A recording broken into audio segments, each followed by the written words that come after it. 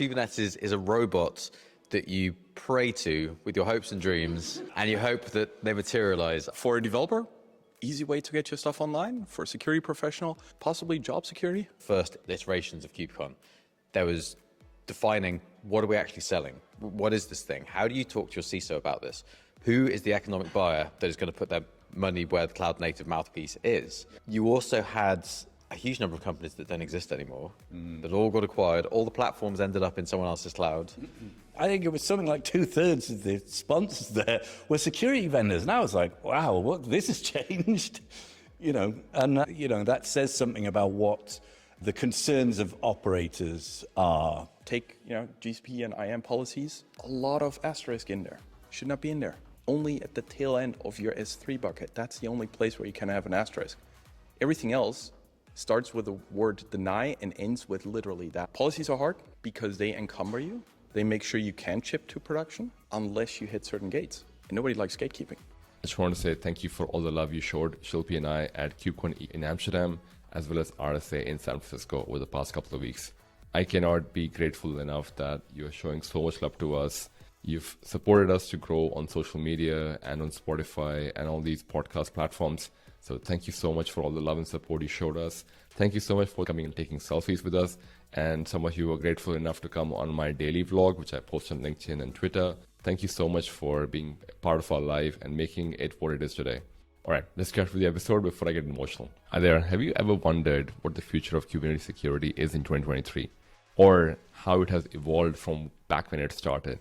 In this conversation, it's a panel discussion we had for Cloud Security Meetup Amsterdam. We had Kerim Satirli from Hashicorp, Matt Jarvis from Snyk, Andrew Martin from Controlplane, and yours truly, yes, that's me. I was moderating and sharing my opinion about how we have seen the Kubernetes security landscape change. Now, I want to give you a warning. My personal audio in the video was a bit hazy, but everyone else could be heard really well, which is probably the most important people in the conversation anyways. I just wanted to say that this was a really interesting conversation with questions from the audience as well, which we've tried repeating. It's a panel discussion that was recorded as part of the Cloud Security Meetup Amsterdam. So thank you everyone who came to support us at the Cloud Security Meetup Amsterdam. It has been running for a few months now and it's growing quite steadily. So if you're listening to this and you're based out of Amsterdam, definitely check that out. We are always looking for speakers.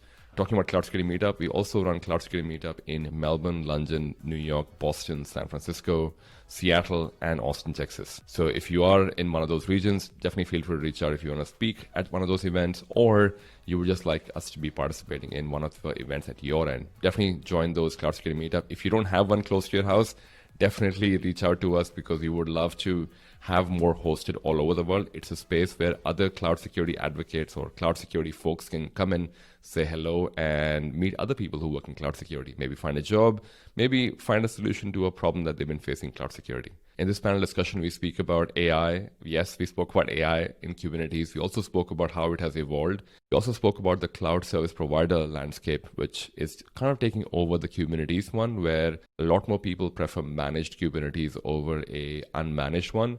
However, there are still many scenarios where people still prefer to use unmanaged Kubernetes and how the project space for the open source has grown quite a bit. So really robust conversation. I hope you really enjoy this. And if you know someone who's trying to understand the Kubernetes landscape, this is a conversation they would really find valuable from a leadership perspective. These three people are guns in the space of Kubernetes security, keeping an eye on it. So it was really interesting for us to have them over here. They're part of some of the boards as well for CNCF. So they had a very unique perspective. And if you know someone who's looking to up their Kubernetes security mindset for 2023, definitely share this with them. And if you're here for the second or third time, definitely give us a follow, subscribe on our audio platforms like iTunes, Spotify, Google Podcasts, or our video platform like LinkedIn, YouTube, and anywhere else you find us on the internet. Thank you so much for supporting us. We're really close to hitting 10K on YouTube and probably 20K, you never know. But I appreciate all the support and the love that you showed us. Thank you again, and I will see you in the next episode. Peace. So, Kerim, you want to start with a little intro about yourself? Absolutely, yeah. So, hi, my name is Kerim. I'm a developer advocate at Hashicorp, where I focus on infrastructure and orchestration. Hi, I'm Andy Martin, founder and CEO at Controlplane, CISO at Open UK, where we try and advise the UK government on avoiding foot guns from a legislative perspective, and co-chair at Tag Security, where we try and bring graduating projects through the CNCF to a reasonable security baseline before sending them on their merry way. Foot guns, I like that word. I'm going to steal that. I'm Matt Jarvis. I am Director of Developer Relations at a company called Snyk. I'm also a CNCF ambassador, and I am the Vice Chair of Open UK. Awesome. I'm looking forward to having this conversation with all of these people because I think it'd be great. I think to level the playing field for people who don't know much about Kubernetes. How do you guys describe Kubernetes to security folks and non-security folks? So to non-security folks, Kubernetes is a robot that you pray to with your hopes and dreams, and you hope that they materialize. I have Tabitha Sable from SIG Security to thank for that definition. To security folks, it is a reimagination of the bin packing and microcosm of Linux. So containers give us a homogeneity, a similarity of runtime across different environments, and bundling and isolation. So we have all of our dependencies, we have our namespaces and C groups, and Kubernetes extends that with useful things like service discovery, network management, persistent data management, and some resilience. Generally for security folks, it's mediumly terrifying, though. I like that. That is a perfect description. For a developer, easy way to get your stuff online. For a security professional, possibly job security. The defaults are geared towards developers and getting your stuff in front of people. It's great. Security is hard. Security is a team sport. You can't just pin it on the security. If you're in security, thank you for your hard work. If you're not, thank your security team. Yeah, I'll take a slightly different tack because I think Andy's done all the humorous bit there. Kubernetes and, other orchestration systems do exist, but, this is all about abstracting away the underlying platform that you're running your applications on and providing you an easy way to run applications in an automated way with things like scaling, redundancy, and all that kind of stuff built in. I think that's probably a good segue into, they were saying they had 10,000 people attend KubeCon this year. Yep. Probably 1,200 in waiting or something. Yeah, it's like really interesting, but cloud native security is another one that just always debated on because all people feel, considering there is a version from AWS, Azure, Google Cloud, which is quote unquote managed Kubernetes, and there's an unmanaged one. How do you describe cloud native security? It's a definition that I've heard like multiple versions from multiple people. Curious to know how you all describe it. That's a good question. I mean, I think cloud native security, plays a lot in that same kind of space as DevSecOps and all the kind of shift left stuff that we talk about in terms of when you're effectively running these platforms, what you're aiming for is empowering velocity, empowering change from developers. And so any security kind of constraints that work within that have to be able to cope with that kind of rate of change, because that's the whole point of running Kubernetes, right? If you just want to run an application, never change it, and, Kubernetes is not for you, it's not required. So I think security tools that prioritize automation, that prioritize, giving insights to developers all fall into that category. Yeah, to extend that, what we had with the first round of cloud provisioning was a lot of procedural code, looking at Chef versus Puppet, the whole declarative versus imperative configuration. And people kind of realized that actually all declarative models probably need an escape hatch somewhere, because you can't necessarily, and that becomes a sort of higher order templating language in the case of Helm or looking at stuff that Q does. What cloud then brought us was things like CloudFormation and Terraform, which then you have that fully declarative, and Kubernetes and cloud native then grew on the back of that, really doubled down on what we now have as GitOps, which is everything defined as code. Again, Helm and sort of post-deployment mutation with CRDs do mess with that to some extent. But then what is cloud security when everything is defined declaratively? It becomes a lot of static analysis. It becomes infrastructure shift left. So developers can then know whether they'll hit their admission control entry, because Open Gatekeeper will also run in Conftest, and you can run that locally. So yeah, I think the declarative configuration space is a big one. It's also a nightmarish hydra of complexity, and I feel very sorry for people who are entering the industry at this point, because I was lucky enough to start with bare metal, get through virtualization, and then you look at something like Google Cloud, where you have bare metal running container namespaces around a virtual machine manager that's running a virtual machine that runs Kubernetes inside it with more containers. So it's a strange, Turtles all the way down, the expression you're looking painful inception, and yeah, a Discworldian nightmarish complexity, perhaps. What do you think? Things were easier when we had Perl scripts. Back then, That's not true. comparatively, I'm old enough to remember that. I mean, I'm getting there. I had early PHP as well. I think what happened back then is that I learned that your security can't start, and even now you see it a lot, Cloud native security is great. Protect your cluster by all means. But if that's the only protection you have, you are way too late in the process. Y'all make a great product. Protect your code before it even hits your release candidate, before it even hits your deployment pipeline. Because if your code is vulnerable or shitty, then the best protected cluster doesn't mean anything. You just have a walled garden where the fire is contained within. Doesn't work. I'm curious, because I think someone was saying the last stat that came from KubeCon Valencia was they had 5,000 attendees. This time we had twice the number, 10,000 attendees. And I think next year's in Paris, most likely, I imagine 20,000 attendees, maybe even matching US. I'm assuming this is not the first KubeCon for either one of you. Oh, is it? Is it? Oh, the one you remember maybe?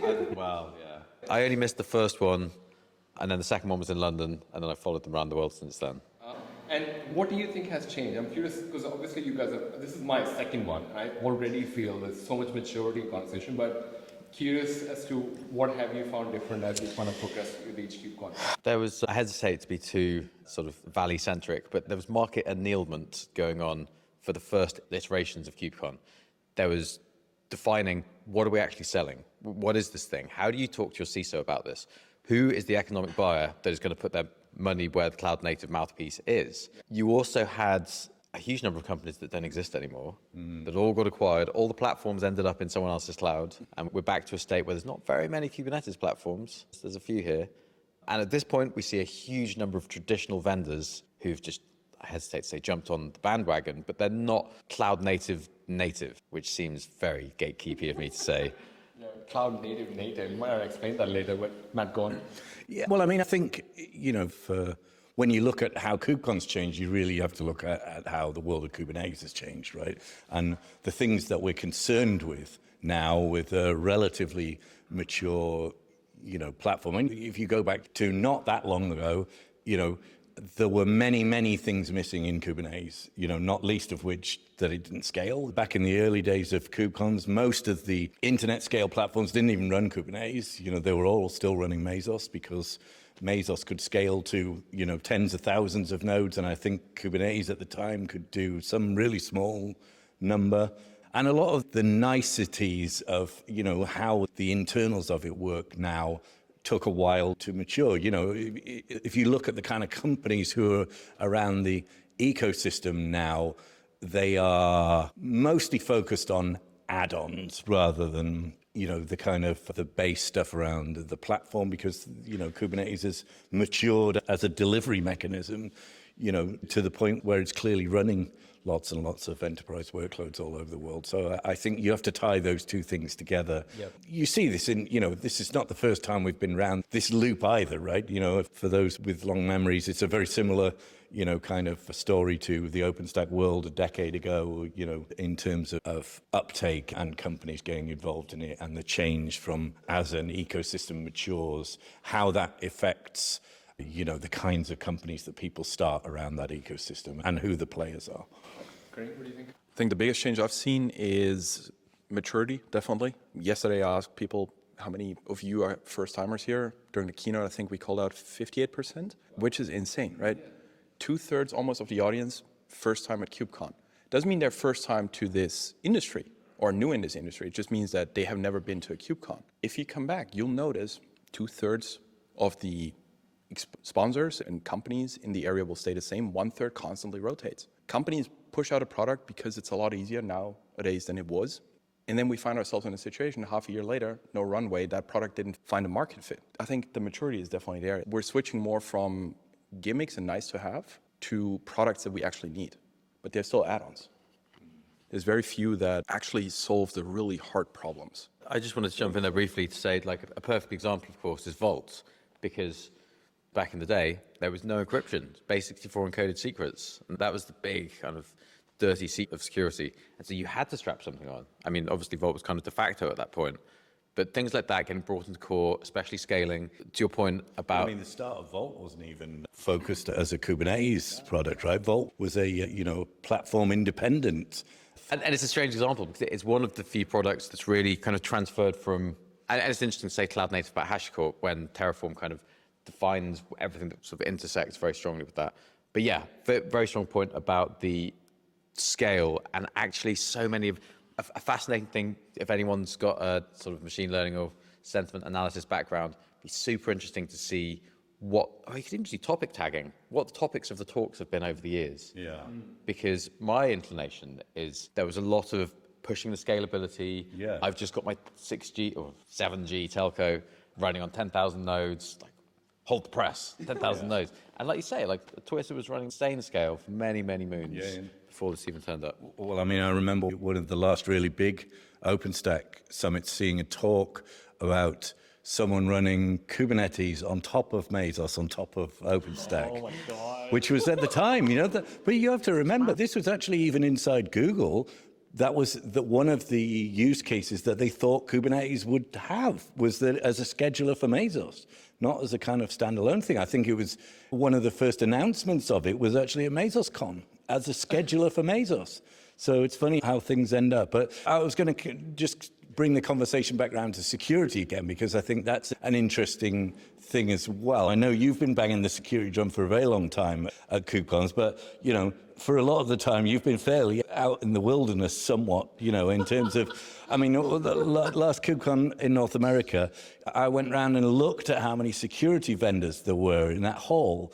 And I mean, there was I think it was something like 2/3 of the sponsors there were security vendors. And I was like, wow, this has changed, that says something about what the concerns of operators are, when you look at how that pans out. And clearly, security's moved up from being something that wasn't a very major concern to something that's now an extremely large concern. Is that still the case today? Like, do you feel the KubeCon space at the moment is primarily filled with, or 2/3 filled with security? I didn't notice this as much in this KubeCon, but definitely in North America, I thought it was very heavily skewed towards the security. Yeah, I strongly agree. We're yet to do the beer crawl, or booth crawl, as it's officially known. The shift that we've seen has been first generation cloud native security was Docker, right? It was container security. It was people trying to intercept a root-owned daemon. If we're in the Docker group, you can start a privileged container and mount the host file system and break into all the namespaces,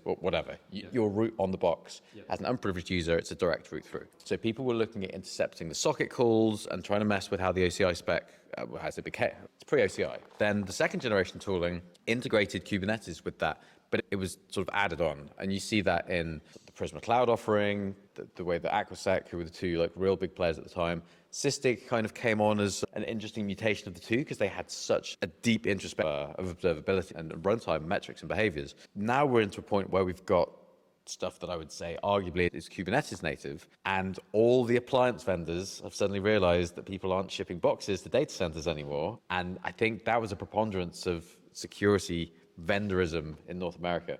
A lot of organizations you wouldn't necessarily associate or think of as cloud native now see the addressable market is of a certain size, and they're probably being told by VCs somewhere, maybe you should start spending money for the Linux Foundation, which is good for us all in some ways. We get nicer and nicer venues. Remains to be seen what Paris is like.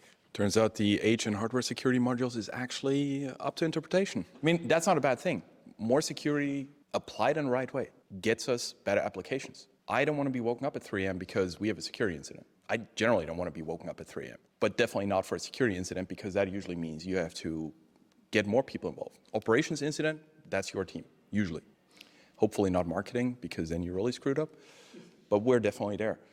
The maturity of the event certainly helps. Yep. The thing that I see is a pattern. When Terraform first came out, we had no good way of dealing with security. So Vault came. When Ansible first came out, Ansible Vault was not a thing right from the get-go. Puppet data bags, was that Puppet? Also not, a 1.0 feature. We always went for let's ship shit right now and then figure out security later.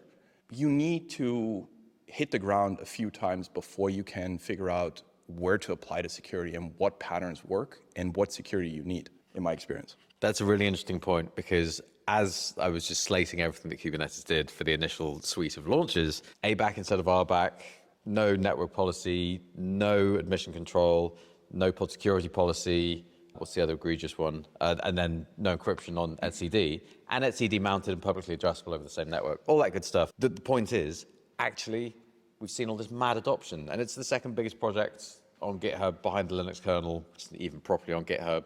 And it's got all these contributors from all around the world. So actually, it has succeeded. And I've got into all sorts of trouble over the years for saying Kubernetes is not secure by default, which I maintain because operationally, it should have come with some sort of networking. Obviously, everything is all IP tables, but some sort of enforcement, some sort of default policies for admission as well. So it's not secure by default from an administration and a usage perspective, but the code base is excellent, and it generally always has been. Very, very few CVs. Do you feel we're at that place now where the default... Just to repeat the question, Madhu Akla, yeah, thank you, has an open source project based on OWASP Goat, KubeGoat, which is basically lots of vulnerable scenarios for default configuration. What happened, I think, is that the space of...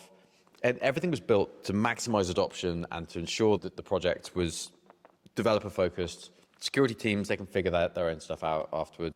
Then we had all these platforms that came with some level of security by default. Actually, OpenShift kind of excels as the extreme version of that, but they run in a slightly different way as well by building a project abstraction over the top. So the question of, first of all, what is vanilla Kubernetes to compare that to? Yeah. KubeADM by yourself with a low set of flags? No one. Some people do that for very specific use cases. But the rest of the time, you're running a managed service. Yep. And you're using a platform that's already bought a platform. So most things have a reasonable security posture, but still in terms of what you get out of the box, GK Autopilot's pretty locked down. I'd say that's by far the best experience. But you still have to do a reasonable amount of work with most things. I think there's an argument to be made, and I'm not saying that I'm slightly playing devil's advocate here, but there is an argument to be made that complex open source projects, which by their nature are designed to be highly configurable, don't necessarily have a requirement to have an opinionated set of defaults, to kind of be fully clear about that. I mean, I agree with some of the sentiment around that, but there are lots of people within the open source development world who would say, well, that's the responsibility of the packager or the distributor too. But anyway, I'm not going to dig any more on that. I would say it's the same. I can kind of sometimes draw a parallel between cloud security and cloud native security the same way. I'm going to disagree with you on that point, Ashish, because when you're the cloud security, the only parallel there would be if you decided you were going to run a pure vanilla upstream OpenStack cluster, because that's the comparison. Right. If you're buying from AWS,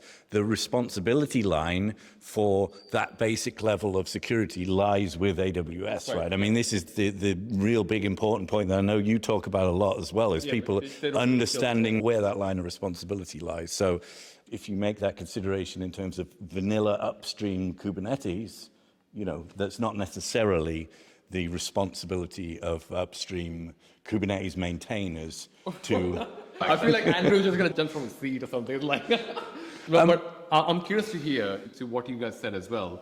There's a submarine that runs Kubernetes, it's running in space. There's a lot of these high-stake projects are running on Kubernetes. Where do you, kind of like what happened with Red Hat in the beginning, where it was free and everyone used it, and suddenly it's oh, wait, who supports this? I don't know. Is there a moment coming for that for Kubernetes as well, where hey, it's open source, CNCF, and... Well, I mean, I think that moment's already here, right? I mean, that moment's gone. I suspect the vast majority of people who are consuming Kubernetes through a service provider of some kind, right? And to be honest, as I made the argument many, many times, unless you are a provider of hosted Kubernetes, there is very little business value, to you running Kubernetes yourself, right? Because where's the business value to your organization? In almost every case, 99% of the business value is the application on the end. It's got nothing to do with, running shiny DevOps platforms and all that stuff. As much as engineers would love that to be the case, when you look at it purely from a business perspective, the application is really where. And there's something to be said for always maintaining that question of, should I be running this stuff? So I want to briefly come back to the shared responsibility model, because I think that's a really interesting one. When you sign up for your AWS account, GCP account, you sign an agreement that obviously nobody reads. But if you do their certification, they quiz you on it. I just renewed mine and it was oh yeah, wait, there's a percentage of how much I'm responsible for stuff. AWS's job is to sell more EKS. Yep. Their job is not to sell secure EKS. In fact, and I'm not saying that's what they're doing, I love the platform, but I also love all the other clouds, because We're cloud agnostic at Hashicorp. Their idea is sell it slightly insecure because then you can sell other services on top of it. AWS WAF is going to be way better than what's built in a standard Kubernetes distribution because it's tailor-made for it and it applies to your whole network. So as you're running your own cluster, I think it's always important to take the step back and think like, is their goal of running this the same as mine? Are we protecting it the same way? Or is their goal to make sure I spend more with them at the end of the month? And I'm not saying WAF is a bad product. In fact, I'd rather have a WAF accessible in Kube directly because, I mean, the power is amazing. This is my moment of having an angry thing where I'm going to AWS WAF. I think I have some challenges with it, but I'll let you finish. I mean, which security product does not give us challenge? Right? As a developer, I'd prefer my code to be unencumbered. I'd prefer my GitHub Actions to always tell me my code is great. My linters disagree with that. That's a great learning opportunity, but I'd rather have that be told upfront before it becomes a security incident. 100%. Andrew, you want to finish your thoughts on responsibility for cloud native and a paid subscription for support for Kubernetes? Yeah, I agree. Red Hat is the perfect example because ultimately open source provides enterprise value in that you get everything for free. It provides retention for the bleeding edge of next generation developers because the really invested people are going out and fixing things that are broken on their systems. But then the eternal dichotomy for a government or a regulated organization is 3 a.m. Who am I going to call?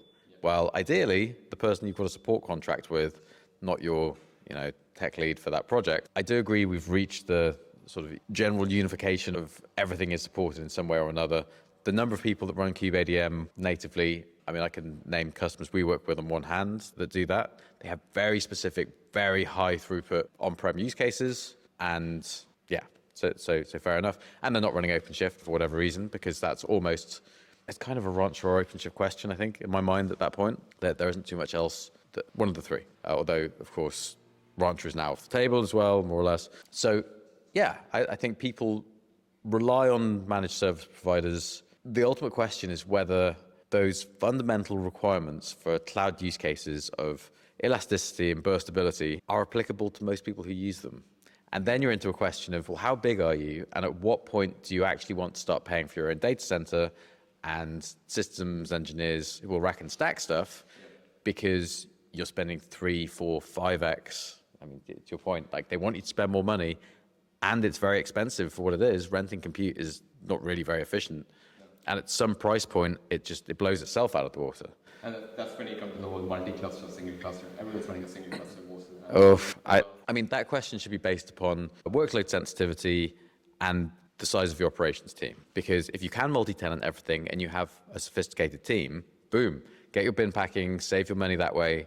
If you don't have a sophisticated team, you're going to stress them out, you're going to churn your team, and your business is going to do a lot worse. Everything's business value. I mean, that's one of the interesting things I think about Kubernetes as the original, kind of the holy grail of all of these orchestration things was about resource utilization, right? That's where all these things come from is, back to the sort of internal platforms inside companies like Google and like Facebook about achieving very, very high resource utilization.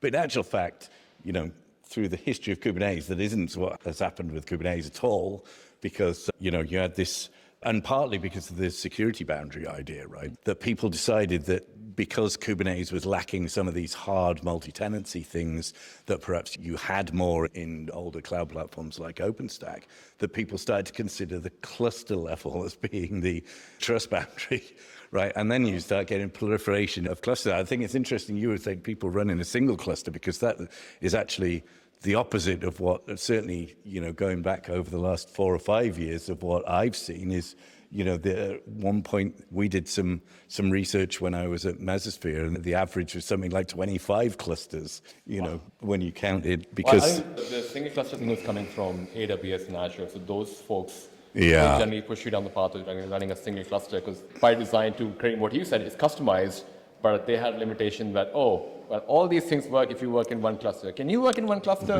Well, but that's kind of where they pushed a lot of people in that path, and that's when now they're all starting to ask, hey, what about multiple clusters? Why is that not my boundary? But I think we can keep going off this hour, but I do have one question, because we're kind of at the tail end of this as well.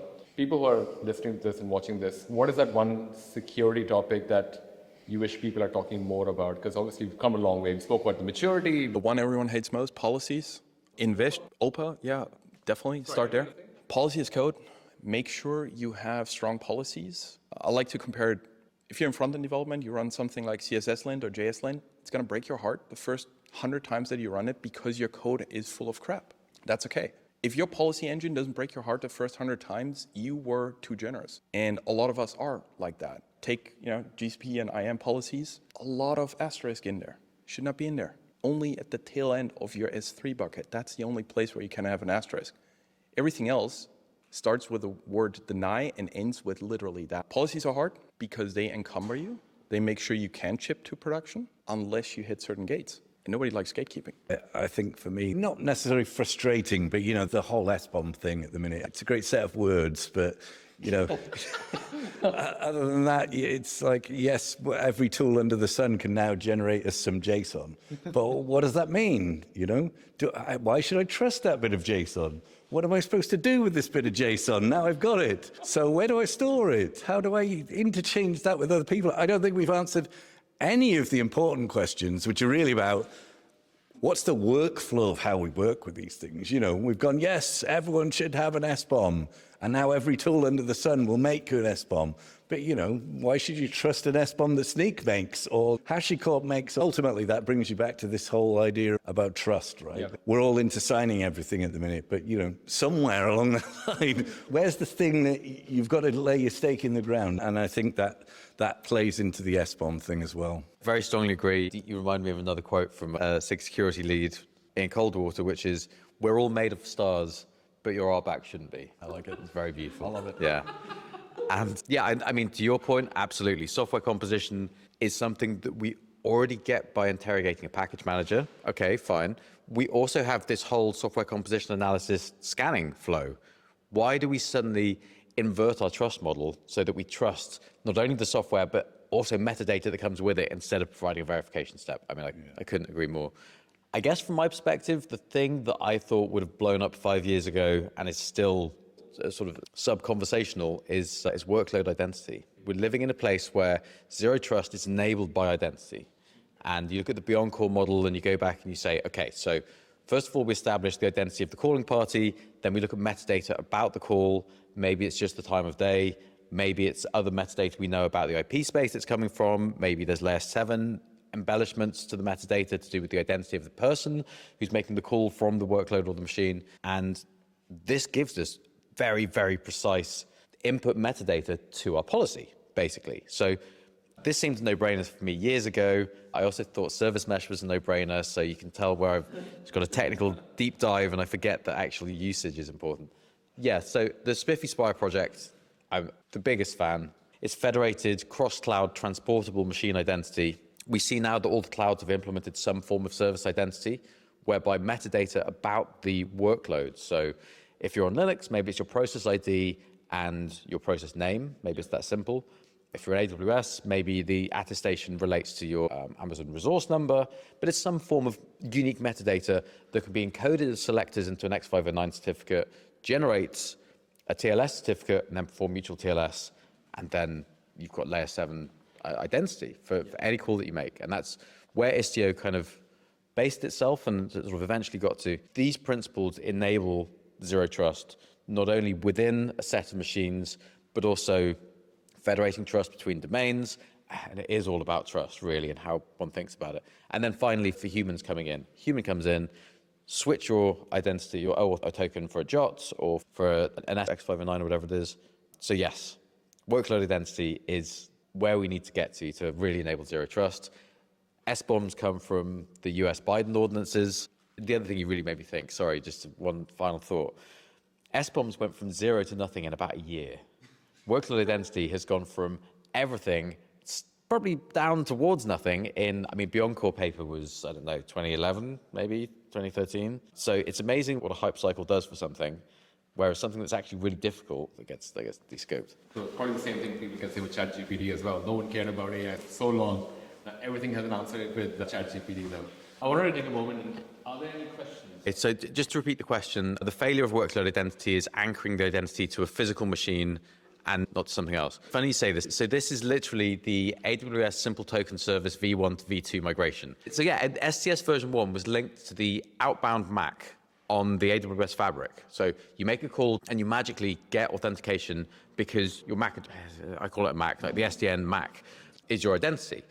This enables server-side request forgery. All I've got to do is embed a curl call into a misescaped piece of user input from my web application, and boom, I can then hit the metadata API and pull back keys, or I can behave on behalf of that service account. The version 2 API requires a specific call with a specific string. So that means that you're no longer reliant, and it also means that a non-root user, for example, can't make that call. The way that Spiffy differentiates itself is that the attestation can relate to an entire node on a VM. It can relate to a container. So it can use, because it's just about what selectors you use. It can relate to a single process.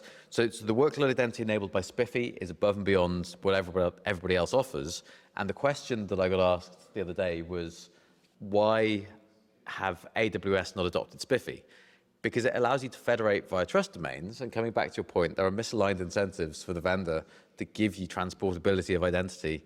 There's a super cool thing you can do with Kubernetes OIDC and Spiffy Auth, where you can basically authenticate cross-cloud by transferring it back. So yes, I agree it's a failure for the STS v1 and that level, but I should have a small Spiffy flag to just wave at this point. So what do you recommend for learning? So let me flip this around for a quick second. If I ask you, how do you deploy Kubernetes securely? What's going to be your first answer, the first thing that comes to mind? I find with a lot of these questions, people go like, well, it depends. And that's a hard thing with security. If I teach you security, I'm taking responsibility for what I'm teaching you. And a lot of companies don't want to be the ones that get called out if things go wrong. We're talking about incentives. I mean, anyone, right? Terraform has the same problem. We give you guidelines, but if you don't use Terraform the way we tell you to, that's on you. And that's important. For us, you should be free to use the tools the way you want. Security education is incredibly hard, and it has to be specialized towards your use case for it to be useful. A workshop that will teach you how to build a secure image that you can then run securely is great, and it might get you there for 40%. It's not going to get you there for 100%, and that's what's really frustrating, because if we embedded more of our security training, I mean, if you've done ComSci, I haven't. I studied media design, which says everything that you should know about security. We had no security training, and our ComSci colleagues also didn't, because universities were afraid of thinking about that. We're not teaching our engineers. When you join a company, people are like, security, it's fine. We'll figure it out as we go along, usually 2 to 3 incidents in. Security training, if you can figure out how to do that at scale, you're not going to work a day for the rest of your life 5 years after you've started, because you've printed money, but it's hard. Sorry to jump in. I feel deeply reprehensible and self-loathing in this moment, because I'm just going to... The provider of security. Yeah, exactly. So... See Andy afterwards. Yes, precisely. I'm very, very deeply invested in the space. I think your point there about scalability is so key to this. It's the crux of the matter, because a good security training is actually just consulting. You need somebody with the breadth and the depth of expertise to answer a range of questions for a range of different use cases. And yes, you need good labs, you need strong... champions programs. Yeah. I mean, there's a...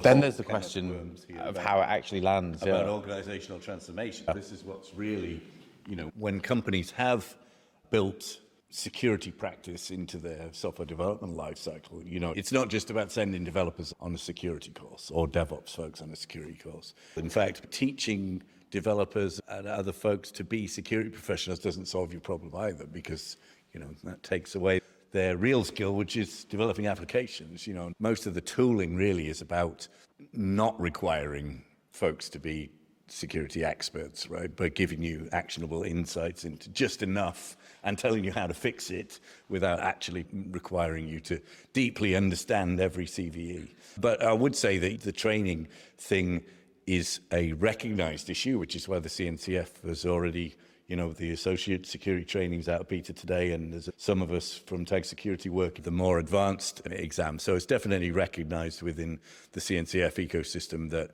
more training courses need to be available to folks. And I think you'll see that happen over the next few months. I think no matter in which part of the operational chain you are, no matter if you're building the image, if you're running it, if you're just building the HTML for it, you're security adjacent. It's a team sport. You have to play in your position and understand what your team is doing to be at the right spot at the right time. I can't hide behind, oh, wow, I didn't know that that token was not supposed to go on my GitHub. I could, and then I can wait for the email that at least GitHub will send me, AWS will send me one, and then I can have a chat with a CISO and update my LinkedIn. Ultimately, I mean, we've all been there. I've been there. I don't want to make assumptions here. I do security by learning how to not be secure. And part of that is the shared responsibility model. Yes, we'll quarantine the key that you just leaked. That's great. Until you look at the policy and you realize that that quarantine is not the same quarantine that we had for the pandemic. This was not isolated. Fun fact, a lot of people don't know, that key prevents you from starting EC2 instances. It's great, right? My primary concern is saving money on compute. No, wait. But the policy allows me to delete RDS snapshots. I can create way more havoc for your organization by deleting your RDS snapshots than I can by starting up maybe 5 more EC2 instances. I think maybe one summary from what it's coming through as well. All the training we're talking about, there will always be an asterisk to it. Because I think what you find is, as you try doing security, you would find there's always a snowflake situation which is just specific to your organization, and no one would have an answer for it. You just have to work with the other teams to figure out what's our comfortable level with this risk. We don't want to leave the door wide open for the internet, but what's that, just a little bit what we can do that would prevent something bad from happening. So very normal conversation. We were talking about this yesterday, that some of the expectation that's emerging, particularly as part of the supply chain thing, zero vulnerabilities, are pretty unrealistic. If you set that as a goal in your organization, then you're almost certainly going to fail. Yeah. Because the only piece of code that is fully secure is something that hasn't been written and isn't actually running on a computer, right? I mean, it's just never going to happen. And, as anybody who's actually been responsible for security in production environments know, it's always a trade-off. Yep. It's a trade-off between risk and ultimately cost to address risk. Yep. And that's always going to be the case. Yeah. Awesome, thank you. Any questions before we close off? Yeah, before a bit. A bit away from security maybe, but it's still related. How do you approach disaster recovery in Kubernetes, backing it up, especially if the whole infrastructure is deployed with Terraform and you have to keep your Terraform estate secure and you need to recover? But in theory, in modern microservices environments, there is no state, right? So why would you ever want to do disaster recovery? Surely. We don't have stateful applications anymore, right? Is that a thing? So there's a pattern called Software Factory, which is... It's probably 30 years old, but it was revitalized by the US Department of Defense. And the idea is your CI/CD can create itself. So you have this templating mechanism where you can stamp out new environments. And so if you use that, then not only can you recreate CI/CD, but you can also recreate any of your environments, so you can recreate production. The way we used to talk about this in government or public sector work was, what do you do if your data center becomes a smoking hole in the ground? So nothing's left at all. And the secondary question is, are you talking disaster recovery for a public cloud or private? Okay, so for public, then we expect there's some sharding of data and there's replication between regions. So where state becomes somebody else's problem, let's assume a purely microservices architecture. Then the Software Factory pattern is basically, you have a USB key with a load of signed container images and a laptop. They both go into a safe in a Faraday cage in a salt mine. 2 salt mines. You have 2-factor authentication, 2 phones, 2 SIM cards. They're over 40 kilometers is the UK government guidance. The realistic example is just have some redundancy. And then the point is, you take your USB key, you stick it into the laptop, you've got a YubiKey or a GPG authentication of some description. One way of doing this is to then start Minikube on your laptop, deploy Tecton, it's quite a heavy-duty question, or deploy your containers. They then run Terraform. Your secrets are encrypted on those devices. So you build them locally, you authenticate to the cloud, and you start to slowly rebuild your first trusted compute-based environment. This is so much work. So you can take whatever portions of that are sensible, probably at a minimum, Terraform, SOPs for some YAML encrypted secrets, a YubiKey definitely to have your second-factor cryptographic identification, and then whatever form of redundancy is needed. And then you can start to piece it together. Probably still manual steps involved, but that's the way that we've done it for regulated places. Maybe the vendor would like to challenge some of those. I think they're beautiful points and very true.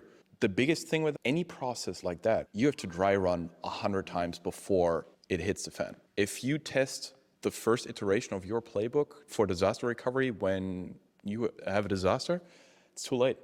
At that point, my only professional advice would be figure out what your PagerDuty API key is, head on over to the Terraform registry, get the PagerDuty provider and update the schedule and remove your name. That's literally the only path forward at that point. And we should point out that this testing and disaster recovery advice has been, we've been talking about this. I've been in this industry for 25 plus years, and, people are still, probably the majority of people, not following that advice. So. DR is a great buzzword. It's hard to implement. People used to struggle with that a lot more. Infrastructure as code made that easier, didn't make it frictionless. If you think about, what are the biggest disasters? The biggest disasters in software, smashing a satellite into a meteoroid because somebody worked in kilometers and the others worked in miles, that provides context. Everyone screws up. It's okay. Screw up in new ways next time and get your disaster plan to be better. So something, I don't know if it's right down here, but Australia has a thing called fire drill. I'm sure you have it as well there. That for an actual fire, you need to know where you should be going in case of a scenario. The same concept with disaster recovery as well, that the intent is you should have, if you know what your crown jewels are or what the important applications you need to have all the time ready. At least as a CISO, this is my previous role, what we did was we had a fire drill once a year for all the important applications that we were running. And it was Terraform, it was cloud, there were all those elements in there. There were few accepted risks, like for example, our code was in GitHub. So for the possibility or the probability that GitHub goes down, AWS goes down, Terraform goes down, it's like the world's ending. You might as well, what he said, it's like, walk just away. Just run away. Yeah, so there's nothing that can stop you at that point in time. So that's why we would walk down that path. So we were just testing our part in it. Okay, assuming I have a scenario where Terraform Cloud goes down. Can I recover? Oh, assuming scenario AWS goes down. Can I recover? Assuming scenario my GitHub goes down. Do I have another way? A 2-point YubiKey with the USB and all that? Totally do that as well. Probably a bit extreme, I don't know, but maybe you can totally go down the 40-kilometer path as well, find a salt mine. But definitely depends on the organization. And what you would find is nowadays, it's a shared risk with everyone. It's like everyone's using some kind of SaaS provider, like I think we called out already. Even if you're on-premise, you're still using something which is like a SaaS service. Most likely. I think there was a stat I read somewhere. They said about most organizations have about over 200 SaaS applications. You just don't realize it. You look around and start seeing, oh yeah, this is SaaS, is my Salesforce.com is SaaS, my HR is also SaaS, my new wellness being whatever software is also SaaS. So you start seeing them around, you passed on your risk quite a bit. So the question is ChatGPT a problem, a solution, or a fad? Large language models are very good at reproducing stylistic versions of language, linguistic stylism. And firstly, there's a question about whether for generalized AI, you can actually represent intelligence truly alphabetically or in alphanumeric terms, is that actually a thing? Or do we require all the sensory inputs that we have as humans? Maybe one day if we model the neuronal and hormonal interactions of the body as two separate things and their interplay, maybe we get a bit closer. So from that perspective, we're at the beginning of a massive, massive exponential curve. And certainly right now, it's got a lot of promise to go. In terms of on Kubernetes, there is Kubernetes GPT from a Datadog guy. I can't remember. He's quit his job. He's now running that. So you feed in Kubernetes error logs, and it just tells you what's wrong, which is nice because it's that stylistic reproduction again. In terms of where it's really useful, it's amplifying and embellishing a human at this point, but it's the confident incorrectness that's the problem. And from that perspective, as a security guy, I would say it's zero tolerance. You can't have somebody overconfidently telling you what to secure. But it is super useful for people with sufficient expertise to identify the missteps. So here's the thought. We struggle training up humans in good security patterns. Problem there is we don't have enough educational material. Just looking at the code and determining this is good, this is bad, is almost impossible. You need a ton of context. Without that context somewhere written down, our machines are not going to overtake us in that. So everyone who's in security still will have a job.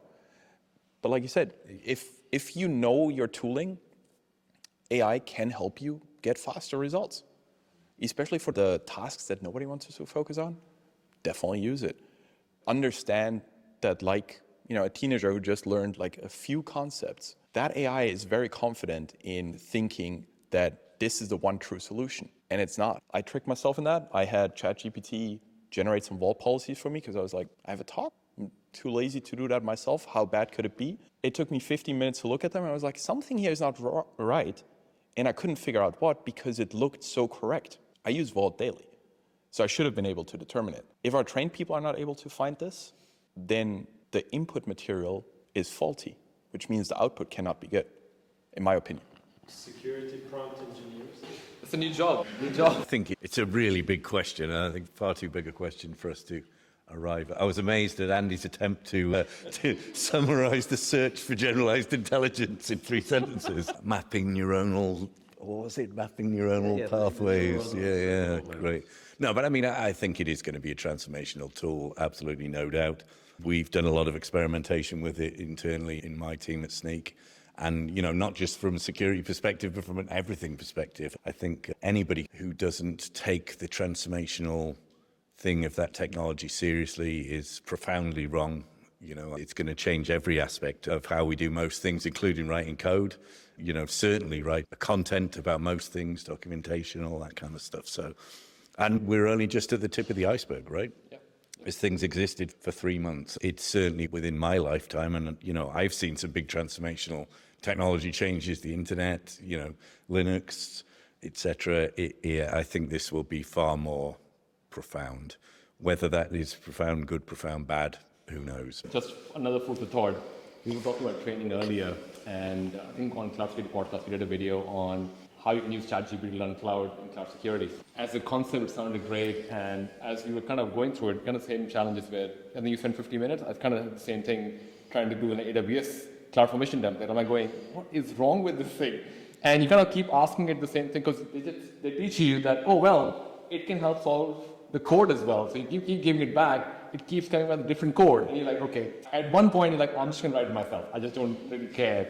But the point being, a lot of people who are going behind the hype of it at the moment are going to use that as Bible and go, oh, this is how I should be writing. And there's literally, what we used to do with Stack Overflow copy-paste is going to be literally ChatGPT copy-paste or whatever the Kubernetes version is or another version. But what security people are also realizing, like I spoke to another CISO, they have started using ChatGPT internally. They found that a lot of people are finding it useful, but the way they were doing it was they had a proxy in between themselves and the actual ChatGPT, because now you can have APIs. And they said, well, their number one concern was the data. Where is this data going? For them, it's like, oh, well, it's only for training that fact that, oh, we have not created something which is malicious as a response. So they store that for a month, and after that, it's removed. But clearly, that's not good enough for Italy, which recently banned it.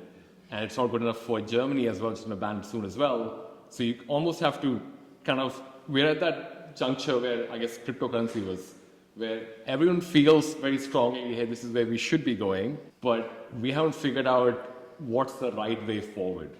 And the challenge on one side is you can train an entire generation with wrong information, and they can just move forward with that, because we would not be able to support everyone. I think if you can go on it, you see it, oh yeah, seems all right, works as well. Maybe security is thought into this, maybe not, but depends on what was fed into it as a model. Well, I mean, that's another good point, though, isn't it? This is an entirely new set of jobs in terms of prompt engineering, understanding how to get the right things out of these things. If simplistic prompt to large language models really where you end up getting very bad output from them. And, even in the very short period that people have been using them so far, I think there is emerging practices on how to get very high quality outputs out of these. To be honest, I think most people who work in that field don't actually understand. They've got to the point where they don't understand how these models work internally either, right? And, which is a pretty terrifying moment. Although I heard from one of the VC funds that the average salary in neural network engineering now is between $5 and $20 million a year. Which $20 million a year. It's an incredibly niche and, incredibly competitive field. So, wow. You're going to have all of the biggest players in the world wanting to hire you if you're a top engineer in that I think I need to find my weird high little school, niche. I don't think they're going to be hiring you, Ashish. Yeah, I'm like, I don't know how to find my high school notebook and I was a neuroscientist one day. I wonder, I don't know how true that is, right? But I mean, you know. That was kind of like most of the time. I won't take too much of time for everyone. Thank you everyone for coming in. Thank you, Andrew. Thank you, Kerim. Thank you, Matt. Really great conversation. Thank you, all of you as well. When you're developing an app, security might be treated as an afterthought. With functionality requirements and tight deadlines, it's easy to accidentally write vulnerable code or use a vulnerable dependency. But Snyk can help you secure your code in real time, so you don't need to slow down to build securely. Develop fast, stay secure. Good developer. Snyk.